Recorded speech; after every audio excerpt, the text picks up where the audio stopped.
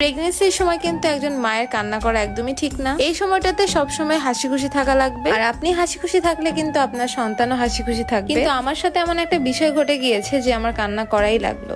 আসসালামু আলাইকুম সবাইকে। এখন প্রায় ভোর 4:30টার মতো বাজে। আমি উজু করে নামাজ পড়ার জন্য রেডি হয়ে নিয়েছি ঘুম থেকে উঠে। আর ফজরের সময় ঘুম থেকে ওঠার মতো শান্তি কিন্তু আর একটাও নেই। ফজরের নামাজ কালাম পরে আমার ঘুমাতে ঘুমাতে প্রায় 5:30টার মতো বেজে গিয়েছিল। তারপর একটু ঘুমিয়েছিলাম, এরপর উঠলাম সকাল 9টার দিকে। আবার 9টার দিকে উঠে আমার একটা রুটিনে পরিণত হয়েছে, কারণ আমি প্রতিদিন সকালের খাবারটা 9টার ভিতরে সেরে ফেলি। খাবার খেতে এসে দেখি যে আমার জামাই গতকালকে রাতে আমার জন্য কবুতরের বাচ্চা দেশি মুরগি অর্ডার করে আসছিল, ওইগুলো আসছে। এরপরে আমি বিকালবেলা আবার ক্যামেরাটা এখন অন করলাম, এসে দেখি যে আমার আম্মু আমার জন্য ডিম সিদ্ধ দিয়েছে, ওটা এখন আমার খেতে হবে। পরে ভাবলাম যে ডিম সিদ্ধ খেতে খেতে আমি একটু নুডলস রান্না করে ফেলি। আর আমার কাছে ডিম সিদ্ধটা খেতে একদমই ভালো লাগে না, তাও জোর করে খাচ্ছি। আমার গতকালকের ব্লগ আপনারা যারা দেখেছেন তারা কিন্তু এই নুডলস সম্পর্কে জানেন। একটু বেশি ভাব দেখাতে গিয়ে সবকিছু লন্ডভন্ড হয়ে গেল। পানিতে তেল দেওয়ার কারণে কিন্তু নুডলসটা অনেক ঝরঝরা হয়েছে। আর এটা রান্না করার জন্য সবচেয়ে বেশি যে মূল্যবান জিনিস সেটা হলো ডিম, সেটাকে ভালো করে আমি ফেটিয়ে নিচ্ছি চামিচ দিয়ে। তো আমি একটা ব্লগে বলেছিলাম এই অবস্থায় চুলার কাছে আসা আমার একদমই নিষেধ, আর সবাইকে নিষেধও করেছিলাম যারা প্রেগনেন্ট আছেন বেশি গরমের কাছে না যেতে। অনেকে অনেক কিছু বলেছেন যে রান্নাঘরে গেলে কি হবে, এই সে অনেক কিছু। আসলে রান্নাঘরে গেলে কিছুই হবে না, আবার কিছু হতেও কিন্তু সময় লাগবে না। তো এই টাইমে যদি কোনো ক্ষতি হয়ে যায় সারা জীবন কিন্তু আপনার আফসোস আর কষ্ট নিয়ে বেঁচে থাকতে হবে। আর রান্না কিন্তু সারা জীবনই করা যাবে। আর তাছাড়া আমি কিন্তু আমার বাবা মায়ের একমাত্র মেয়ে, আর আমার স্বামীর কিন্তু একমাত্র বউ, তাই আমি একটু বেশি আদরের। সবাই আমাকে একটু আদর করেই রাখে। আমার বাবা মা যেমন আমাকে আদর করে রান্নাঘরে আসতে দেয় না, তেমনই কিন্তু আমার স্বামী একজন বাবা, তো সেও কিন্তু তার সন্তানের কথা ভেবে আমাকে চুলার কাছে আসতে দিতে চায় না।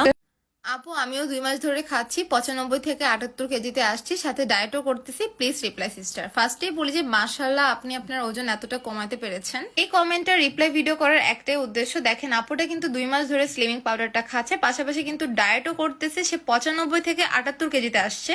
আর এটা হচ্ছে স্লিমিং পাউডারের নতুন বক্স, এটা হচ্ছে 2024-এ নতুন আসছে, তো আপনারা চাইলে কিন্তু এটা পারচেস করতে পারেন। আমি দীর্ঘ 2 বছর যাবত এটার সাথে আছি বা এটা খাচ্ছি।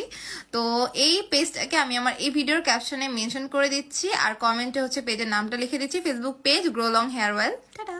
সন্তান যদি বৃদ্ধও হয়ে যায় তাও কিন্তু তার বাবা মায়ের কাছে সন্তান সবসময় ছোটই থাকে। আর আমরা চাইলে কিন্তু নেগেটিভ চিন্তা ভাবনা বাদ দিয়ে সবকিছু একটু পজিটিভ ভাবে চাইলে ভাবতে পারি, এতে করে কারোর সাথে কোনো মিসআন্ডারস্ট্যান্ডিং হবে না। আর এই টাইমে কিন্তু একটা মায়ের শরীরে গরমের তাপমাত্রাটা বেড়ে যায়। আর শুধুমাত্র এই ব্লগিং এর জন্যই হচ্ছে আমার আম্মুর কাছে অনেক রিকোয়েস্ট করে আমি রান্নাঘরে গিয়েছি। আর দেখেন আমার কি একটা অবস্থা হয়ে গিয়েছে। সারাদিন ঘরের ভিতর দিয়ে এত ঘুরি, কিন্তু এই জিনিসটা আমার চোখে আবার আজকে হঠাৎ করে পড়লো। এটা হচ্ছে নোবেল আর আমার হচ্ছে বিয়ের সব ডেট দেওয়া আছে, তারপর আমাদের কিছু পিকচার্স দেওয়া আছে, অনেক সুন্দর একটা জিনিস। আমার কাছে অরিও বিস্কুট সবচেয়ে বেশি ভালো লাগে, কিন্তু এটা আমি ফার্স্ট টাইম কিনলাম, দেখা যাক এটা টেস্টটা কেমন। আর ও কিন্তু আমার বাসার নতুন মেম্বার না, পুরানো মেম্বার, কখনো ক্যামেরার সামনে ওকে আনিনি, ফার্স্ট টাইম আনলাম। ওর সাথে পরিচয় করাই দিব, কিন্তু এর আগে আমি বিস্কিটটা খেয়ে দেখি বিস্কিটটা আসলেই কেমন। এটা টেস্টটা কিন্তু অনেক মজাদার ছিল। এখন আমি ওর সাথে পরিচয় করিয়ে দিই। ওর নাম মিঠাই, ওকে আমি গ্রাম থেকে এনেছিলাম। আর ও কিন্তু কথাও বলতে পারে। অনেকদিন পর আমার চোখ দিয়ে পানি বের হলো, যতই হাসি খুশি থাকার চেষ্টা করি না কেন, সেটা হলো শুধুমাত্র আমার আম্মুর জন্য। আম্মু এত পরিমাণের পেঁয়াজ কাটতেছিল যে আমি সহ্য না করে কেঁদেই দিয়েছি। এখন আমি আমার বরের জন্য অনেকদিন পর আমার হাতে গরুর মাংস রান্না করছি। আমি একচোটা আজকে মাখিয়ে তারপরে গরুর মাংসটা তুলে দিব চুলাতে। আর অন্যদিকে আমার আম্মু আমার জন্য কবুতর রান্না করছিল। ফাইনালি আমি চুলাতে গরুর মাংস বসিয়ে দিয়েছি। আর এখন আমার জন্য আম্মু যে খাবারগুলো রান্না করে একদম নগদ মশলা বেটে তারপরে দেয়, ফ্রিজের কোনো মশলা বাটা দেয় না। হঠাৎ করে আমার জামাই এসে বললো সেও নাকি একটু রান্না করবে, তো তাকে আমি বললাম যে রান্না করো। তার নাড়ার স্টাইলটা দেখলেই হচ্ছে আমার অনেক হাসি পাচ্ছিল। যদিও আজকে আমি রান্না করতেছিলাম সে রাগ করে না আমার উপরে, কারণ তার পারমিশন নিয়েই কিন্তু আমি রান্নাটা করছি। এরপর সে দেখছিল আমি ওই চুলাতে কি দিয়েছি তার জন্য, তো দেখলো যে গরুর মাংস তার অনেক পছন্দের, তো সে বললো যেটা নাড়বো কি দিয়ে। তো নাড়তে নাড়তে হচ্ছে তার একটা কল চলে আসলো, সে তাড়াতাড়ি না নেড়ে চলে গেল। যাই হোক, সে যে মন থেকে এসেছিল এটাই অনেক। তো এই গরমের ভিতরে এতটুকু আমি ব্লগ নিতে পেরেছি, যেহেতু অনেকদিন পর রান্নাঘরে ঢুকলাম আর আমি অনেক হাঁপিয়ে যাচ্ছিলাম। যদিও আমার সাথে সবসময় আম্মু ছিল, আর আমার আম্মু কিন্তু আমার জন্য অনেক পরিশ্রম করে। কখন আমি কি খাবো একটু পরপর মুড সুইং হয়, আমার আম্মু কিন্তু তখনই সেই জিনিসটা রান্না করে দেয়। এই ছিল আমার আজকের মতো ছোট্ট একটি ভিডিওটা যদি ভালো লেগে থাকে অবশ্যই ভিডিওতে লাইক কমেন্ট শেয়ার করবেন, আর হ্যাঁ পেজটা ফলো করতে একদমই ভুলবেন না। আল্লাহ হাফেজ।